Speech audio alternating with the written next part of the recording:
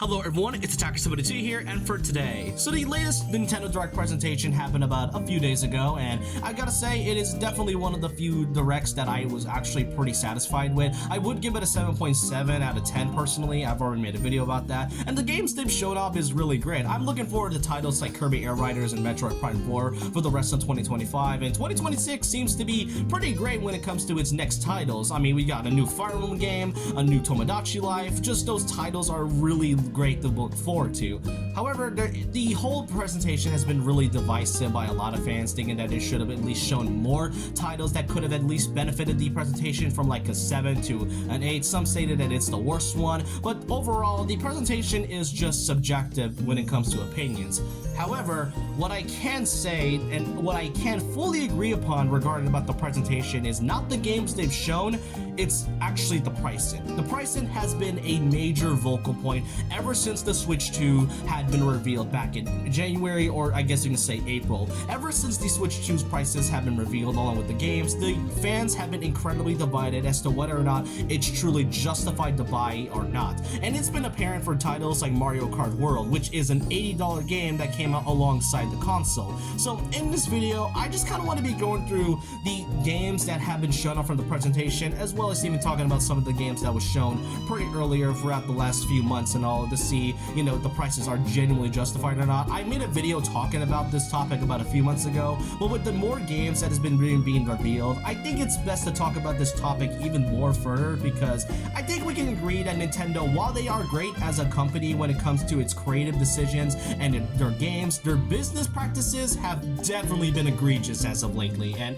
yeah, don't get me wrong, Nintendo is not the first one to do this. Sony and Xbox has been doing this for a long time, but Nintendo has been notably doing that a bit more for the last few years, and it's become incredibly annoying to many Nintendo fans, and some might have had the chance to either quit the franchises they want to be supporting of, or they just aren't going to buy games from Nintendo anymore because of this. So let's kind of get started with like the best part, with like the earlier games that have gotten the prices.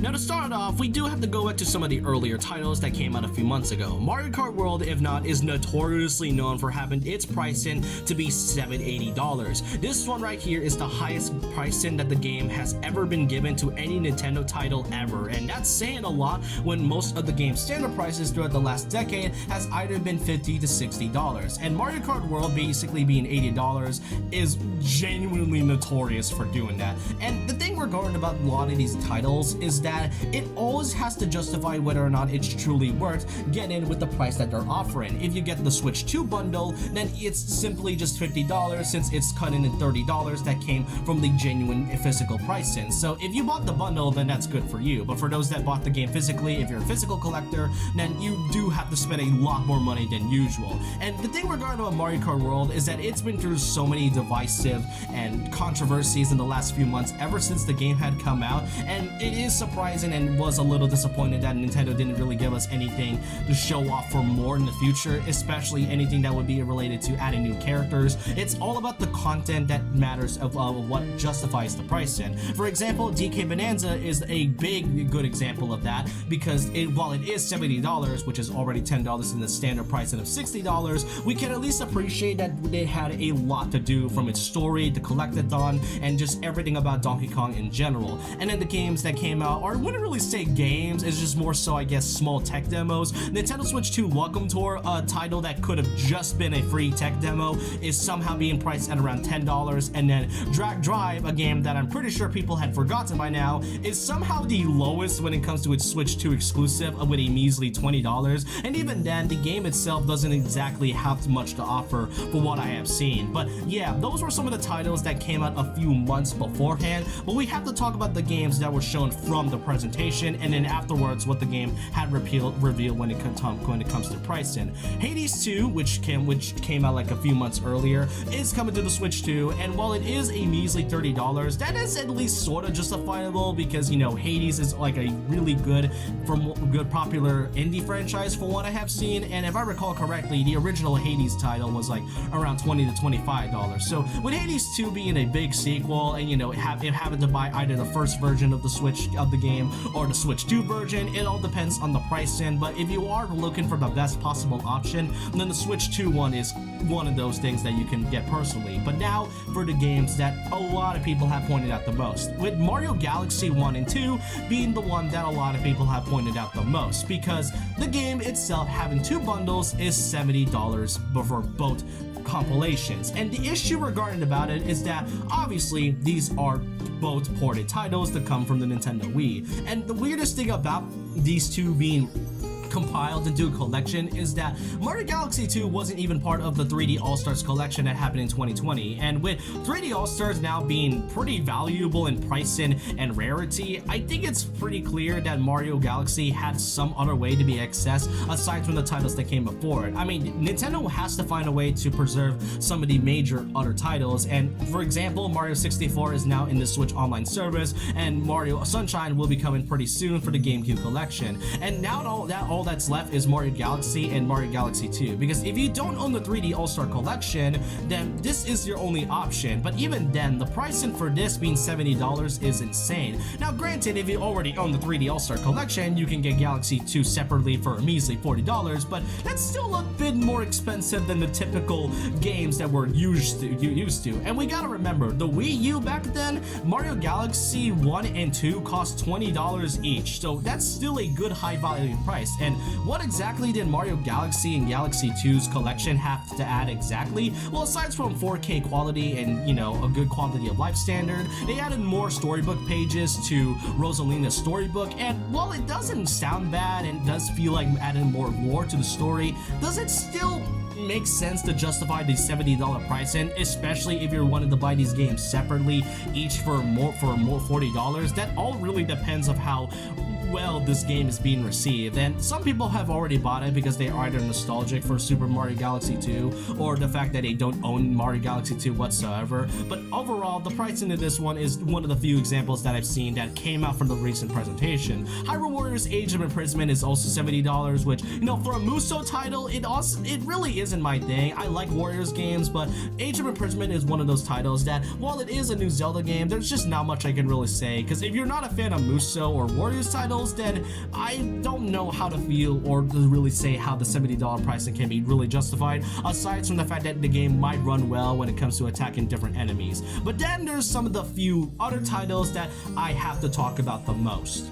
The most egregious thing regarding about the pricing situation is that some of these titles don't really feel like it's justified to have these prices. Like Mario Kart World I've already talked about, because while it is great, it being $80 was already bad enough. But Mario Tennis Fever, a game that was coming out in February of 2026, is somehow the price having the same pricing as any of the other titles that came before it, with it being $70, which, don't get me wrong, I don't hate Mario Tennis. It's actually one of my favorite Mario spin-off titles, but Mario Tennis Aces being the same pricing as Donkey Kong Bonanza of all things is both notoriously funny but also really stupid at the same time.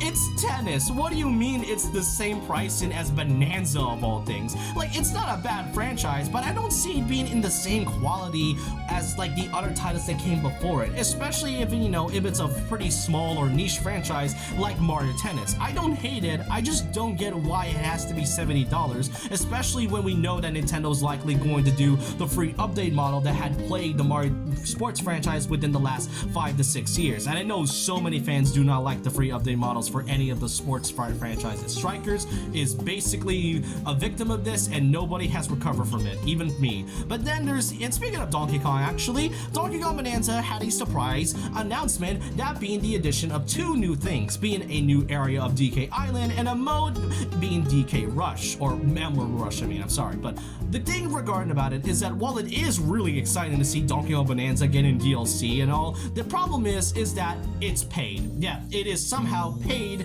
and if you're wondering how much the whole thing costs, it's $20. Yeah, somehow this small little free thing is somehow $20, and I have no idea why they decided to do something like this, because from what I have seen, it doesn't honestly look as appealing. Yeah, the only reason people are likely buying this is because of the big addition of DK Island, which, I mean, let's be clear, DK Island in a modern style is honestly great, but the rest of it doesn't really feel like it's justified, and to the point where it honestly feels like you're being ripped off from $20. I will let you know that Hollow Knight Silksong, a game that has been on development for 7+ years, which has been released for about a couple of weeks now, is the same pricing as Donkey Kong Bonanza being $20. This is also the full game, by the way. The entire full game of Silksong is $20. Well, Bonanza's DLC is also $20, but it honestly doesn't add much aside from a few modes and just a few other things to collect. This is one of the few things that is genuinely frustrating about this, because here's the thing about Nintendo, because while they are great with games, their business practices are just really terrible when it comes to, you know, trying to appeal to a certain demographic. That also applies to another thing, and more DLC on the topic. Pokemon Legends Z-Day also got its DLC announcement in the presentation with the addition of Mega Dimensions, which is $30. Now, the biggest thing I know a lot of people have pointed out the most is that we are getting a DLC announcement for a game that isn't even out yet. And add on to the fact that Pokemon Legends Z-Day, if you bought the Switch 2 version, is $70, and if you bought the original Switch 1 version, it is just $60. My point being is that you're essentially paying over $100 just to play for the full experience. Now, I know many have stated that this isn't really a thing that is incredibly new for Pokemon. I think because, you know, this happened with past titles. Smash Bros. Is probably known for announcing their DLC before the game has even come out, and while it is a fair example, the only issue and big difference is that, while Pokemon is really popular and huge for a lot of fans, and a lot of people recognize the franchise of Pokemon, the thing with Smash Bros. Is that it's a whole different beast on its own. The game is already packed with so much content, from its characters, its side modes, even the online play, regardless of how people feel about the online functionality and all. And adding DLC characters and stages is like a nice little side dessert that you can kind of have when you have the main course. That's basically what Smash Ultimate is. It isn't like Pokemon Legends Z-Day, where Game Freak is already known for having their prices either be unjustified because some of their games either felt rushed in some cases, or the fact that they had to add paywalls behind paywalls behind paywalls just so they can have more money. And Game Freak has been doing that for years at that point, and pretty much them showing off the DLC for Z-Day, which hasn't even been out yet, is not exactly a good business decision right there. And speaking of, there is a bit of another issue, is that there's also the fact that the 3 Kalos starters that will be getting Mega Evolutions, they are locked behind certain things like online subscriptions, competitive mode, etc. And that right there is already bad enough, because add on to the $50 online subscription, then that basically means you're essentially paying way more money for a measly Pokemon game. This is probably, if not one of the only titles of like I would literally skip, because I don't know, Pokemon as a franchise I still like. I just don't know how to feel about Z-Day given how they're being handled as of lately. But then came the Switch 2 editions, and I don't really think I want to repeat myself a bunch of times when I say that the Switch 2 editions can all depend on the quality and whether or not it's justifiable if you have the original game or are planning to get the Switch 2 editions for an additional price. Kirby and the Forgotten Land is pretty good when it comes to using its upgrades, and while it is $20 and while it does kind of feel a little underwhelming at times, the additional content from the new story and the levels and even some of the small quality of life standards and basically making Kirby and Forgotten Land run way better than it was on the Switch 1 is honestly justifiable in my book. For other titles like Mario Party Jamboree, I don't think I need to talk about it again. Jamboree TV was not well received by both Nintendo fans and critics alike, and it honestly doesn't add much and didn't really update the original game at all. And then Metroid Prime 4 Beyond, which comes out in December of this year, has a Switch 2 upgrade, which is $10, which is less than some of the other games that have upgrades. But the best thing about Metroid Prime 4 is that that if you really want to play the game in the best way possible in your Switch 2 with all the new features that are being added, and Prime 4 is not only a game that it can honestly be justified from the quality that has been in development for the last 7 to 9 years, then this upgrade can honestly be seen as actual justification when it comes to its actual upgrades. And then Mario Wonder, which will be coming out next spring, seems to be setting up to be a pretty interesting upgrade by itself, with the addition of Meetup Bella and Bella Bell Park, with some of them being multiplayer-ish minigames, and then adding a new story that involves Captain Toad, the Koopalings, and a possibility of Rosalina being a playable character in Mario Wonder. This could also be $20, and I can actually say that Wonder's new upgrade could actually be a nice addition, and not just that, a way to justify the upgrades itself. However, there is the biggest one I have to talk about. While I already mentioned Mario Kart World being notorious for having its $80 price in, and then some of the other titles that just makes no sense and has no reason for it to be DLC, and having its DLC to be highly priced, there's two things that I have to talk about the most, which a lot of fans have kind of been turned off by because of that pricing alone. Now, aside from the games themselves, which we already talked about as being very high priced, there's two big things that actually bother me the most than the games themselves, and that is the accessories. Because what do you mean I have to pay $100 just to play Virtual Boy games? And even then, the actual collection itself is very small, and the price out of $100, that's just a lot to ask. Now, I can appreciate that Nintendo is trying to find a way to, make us preserve some of these titles and even games that are incredibly hard to get in this time and day, and especially in this modern era. But this being highly priced of $100, and especially even the cardboard version for Nintendo Labo, pricing it at around $25 to $34 is still insane to ask. Not to mention that since you're also required to pay an online subscription, depending on whether you play the $20 a year or the $50 a year for the expansion pack, then that's still a ton of money just for one big accessory. And even then, the collection is small. There's genuinely no reason for us to get this whole accessory, and I get it, it's the way to fully experience the Virtual Boy, but we can just easily play the game by itself without it, right? I mean, it's already bad enough that the Virtual Boy is seen as one of the worst consoles in their lineup, but even then, to this day, there's still no strap for it. That's still another big issue. And then there's the other part, that being the Amiibo. Now look, the Amiibo, since it was first revealed with the Switch 2 collections, has basically been increased when it comes to these prices, and as of lately, the original Amiibo that came out over a decade ago has now increased in pricing, going from $12 to $16 to $18 at best, and even the new high quality Amiibos like the ones from Street Fighter and the ones from Tears of the Kingdom have now cost around $30 to $40, which is already insane. But now we got more Amiibo coming along the way, and you might be wondering how much the prices are for these ones. Well, we got the Mario Galaxy ones. I bet they're probably around like $20 if they're probably gonna put it in the bundle. Nah. Mario Galaxy's Amiibo is like somehow $40. The Metroid Prime 4 Amiibos, maybe they aren't as pricey as the other ones. Nah, the 2 Amiibo specifically is $30, while that one Samus and the Bike Amiibo is like $40 somehow. But what about Kirby Air Riders? I mean, that can at least be fun. They're swappable and you can choose different carts, and there's more Amiibo based on Air Riders on the way. How much does that cost? It's also $50. Yeah, that's another thing. Like, the accessories have now become more expensive. There is no reason for these Amiibo to somehow cost an arm and a leg just so you can experience the entire game fully. And it's bad enough that even you're a collector of Amiibo, that these are definitely not going to be pleasant for those that are even collecting Amiibo to begin with. Like, I would personally get the Metroid ones personally, but for the Kirby ones, it right there is not exactly my cup of tea. And I'm not even much of an Amiibo collector, and even then I find these pricing to be absolutely outrageous to begin with.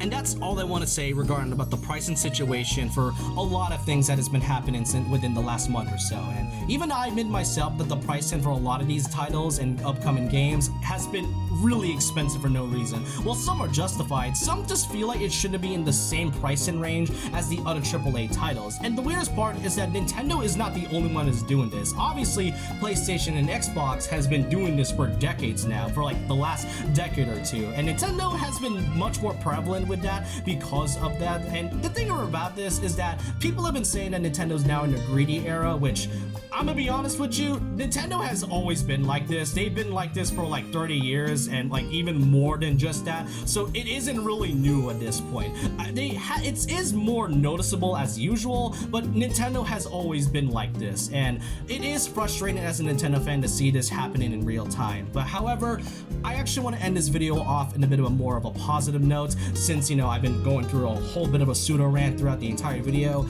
I just want to say that regardless of the pricing and how Nintendo's treating the Switch 2 and their games at the moment, I have to say that the games themselves are still pretty excited to be looking forward to. I mean, you got yourselves Metroid Prime 4, which I'm planning to get on this year for Christmas. Then there's also the upcoming Tomodachi Light 2, my most anticipated one, Kirby Air Riders, and even some of the third-party titles. Even though most are game key cards, you can still at least admit that the collection has become much more larger than usual, and it's a much great experience than as always. And even though the pricing has basically been egregious, I am still excited for these games regardless. And the thing about it is that I'm not going to be telling you how you can buy your games. If you want to buy Mario Galaxy 2 because you're nostalgic for it, then go ahead. That's your thing. It's your money, it's my money, it's everyone's money. We don't control what others buy or, you know, pay for. If it's our mistake, then it's our mistake personally. If anything, the only way we can really change the ways of the pricing thing is if we could just don't buy these at all, but it's a bit of a double-edged sword at that. But I just want to end this video more on a positive note than anything, and I just want to know your thoughts and opinions down below in the comments on how you feel towards the whole situation that has been happening with Nintendo's console. Let me know your thoughts and opinions down below. Do you think any of these prices are justified? Do you think they should have been lowered any further? Or do you think Nintendo's just doing it because, you know, money and such? Let me know your thoughts and opinions down below about this. And so with that, leave a like, comment, subscribe, hit the notification bell for more videos, follow my Twitter and Instagram, and I'll see you guys next time. And remember this, once a legend, always a legend.